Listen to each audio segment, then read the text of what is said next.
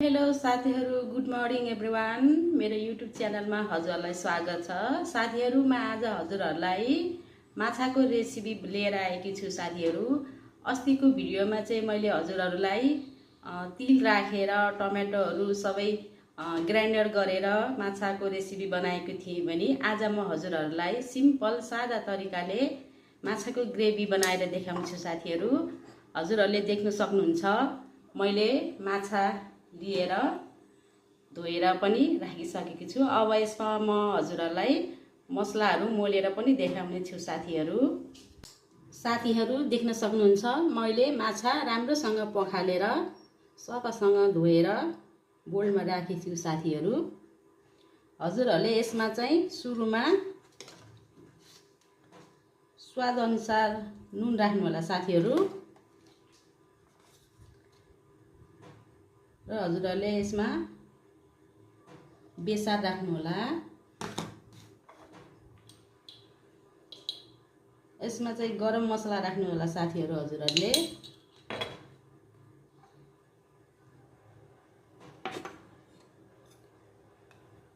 र कलरको लागि कश्मिरी लाल मिर्च राख्नु होला। साथीहरु, र यसमा कर्नफ्लोर राख्नु होला। साथीहरु, देख्न सक्नुहुन्छ मैले 1.5 चम्चा जति कर्नफ्लोर राखेँ यसमा। र यसमा हजुरहरूले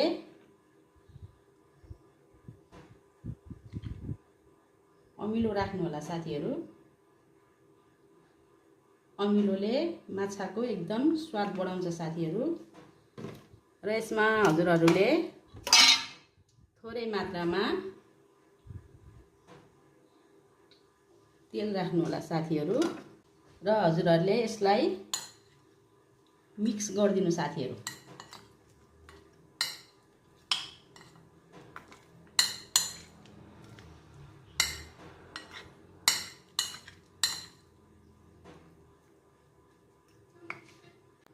साथीहरु, देख्न सक्नुहुन्छ मैले यसमा सबै मसलाहरू राखेर मैले माछालाई मोलिसकेको छु। अब म यसलाई साथीहरु 2-3 घण्टाको लागि फ्रिजमा राखिदिने छु। साथीहरु, र म हजुरहरूलाई फ्राई गरेर र ग्रेभी बनाएर पनि देखाउने छु। साथीहरु देख्न सक्नुहुन्छ अघि मैले मसला राखेर फ्रिजमा राखेको थिएँ 3 घण्टाको लागि। साथीहरु, देख्न सक्नुहुन्छ अब यो माछालाई म फ्राई गर्दै छु। साथीहरु,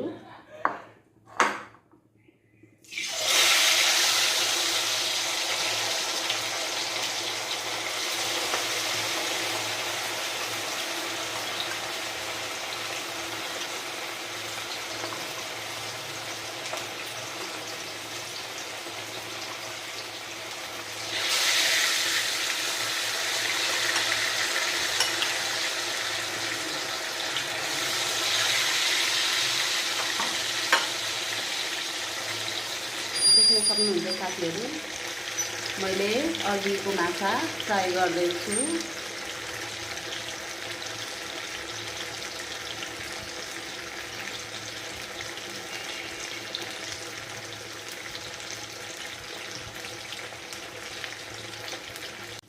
साथीहरु, माछा यतिको भएपछि हजुरहरूले फ्राई गरेको माछालाई निकाल्नु होला। यतिको माछा भएपछि साथीहरु देख्न सक्नुहुन्छ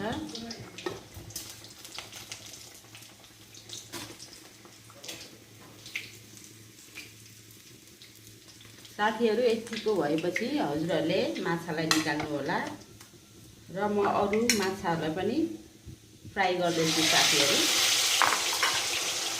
साथीहरु प्याज यतिको रातो रातो भएर भुटेपछि हजुरहरूले यसमा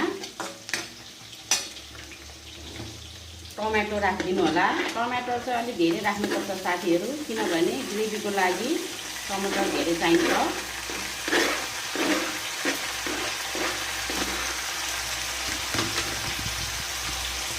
र टमाटरलाई नि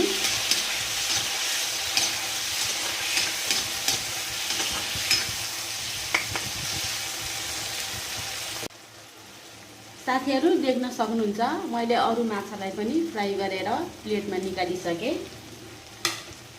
र साथीहरू अब यसमा हजुरहरूले चाहिँ टमाटर यतिको भएपछि यसमा हजुरहरूले नुन राख्न सक्नुहुन्छ साथीहरू।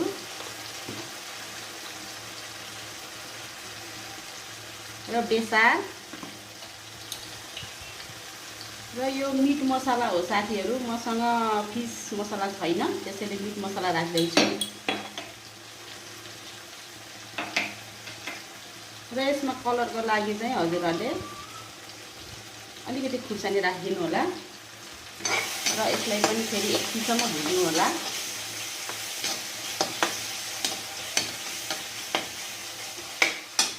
साथीहरू यसमा चाहिँ मैले अघि नै सिलौटामा पिनेर राखेको मसला हो साथीहरू। यिनीहरू अदुवा, लसुन, जिरा र धनिया र सुकेको खुर्सानी मैले सिलौटामा पिनेर राखेको थिएँ साथीहरू प्लेटमा। अब यसमै राखिदिनु यो पनि र साथीहरू मजाले चलाउनु होला।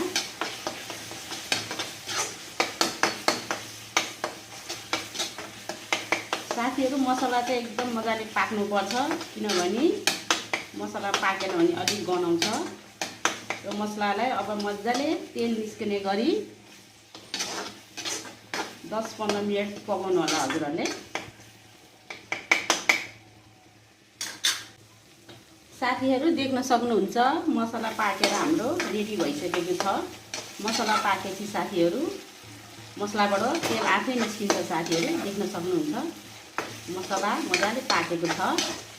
अब यसमा चाहिँ हजुरहरूले पानी राख्न सक्नुहुन्छ।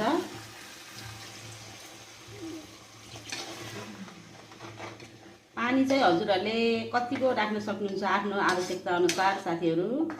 माछामा ग्रेभी हजुरहरूलाई कतिको बाक्लो पातलो मन पर्छ त्यति नै राख्नु होला साथीहरू।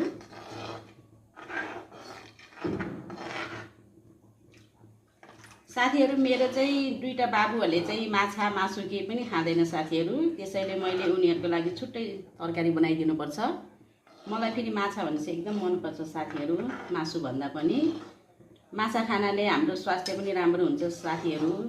के अरे रोग लाग्नबाट पनि बचाउँछ साथीहरू। त्यसैले म त प्रायः जसो धेरै म माछा नै खान्छु साथीहरू। र मैले यतिको ग्रेभी बनाएँ साथीहरू। अब यो ग्रेभी उम्लेपछि यसमा अघि फ्राई गरेर राखेको माछाहरू राख्न सक्नुहुन्छ साथीहरू।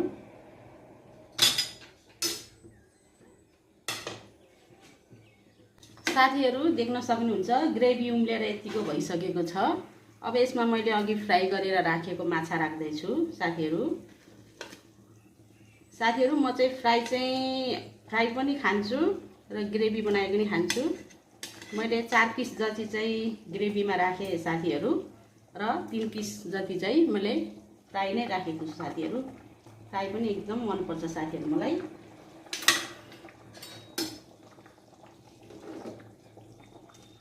र अब यसलाई हजुरहरूले एकछिनसम्म पकाउनु होला। राम्रोसँग ग्रेभीमा पकाउनु होला। र यसमा हजुरहरूले हामीले सुरुमा माछा मोल्दाखेरि अमिलो राखेका छौँ साथीहरू, त्यसैले अहिले चाहिँ धेरै नराख्ने, लगभग 1 चम्चा जति चाहिँ अमिलो राखिदिनु होला र मजाले उमाल्नु होला। देख्न सक्नुहुन्छ मेरो माछाको ग्रेभी बनेर रेडी भयो।